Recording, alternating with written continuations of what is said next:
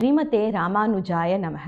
திருக்கோளூர் பெண் பிள்ளை ரகசியத்துல இன்னைக்கு 31வது வார்த்தை, குடை முதல் ஆனேனோ அனந்தாழ்வானை போல அப்படின்னு சொல்றாங்க இந்த அம்மாள். அப்படின்னா என்ன? அனந்தாழ்வார்னா யார் அப்படின்னா ஆதிசேஷன் பெருமாள் படுத்திருக்கும் சயனம் ஆதிசேஷ பரியங்கத்துல தானே படுத்திருக்கார்.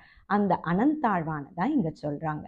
அதாவது ஆதிசேஷன் பார்த்தீங்கன்னா அவர் தான் பார்த்தீங்கன்னா கிருத்தயுகத்துல ஆதிசேஷனாகவும், திரேதாயுகம் ராம அவதாரம் பெருமாள் எடுக்கும்போது அவரே லக்ஷ்மணனாகவும், துவாபர யுகத்துல பலராமனாகவும், கலியுகத்துல ராமானுஜராகவும் வந்து பெருமாளுக்கு கைங்கரியம் செஞ்சார்.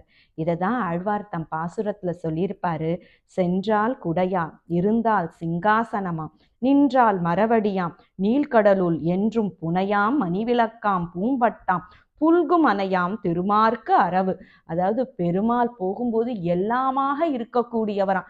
அவர் நடந்து போறாருன்னா ஒரு குடையா இருப்பாராம், அவர் உக்காரணும்னா சிம்மாசனமா இருப்பாராம், அவர் நடக்கிறதுக்கு பாதுகையாகவும் இருப்பாராம், அவர் கட்டின்னு இருக்க பீதாம்பரமாகவும் இருப்பாராம்.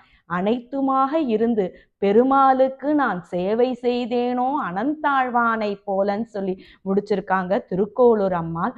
ஸ்ரீமதே ராமானுஜாய நமக.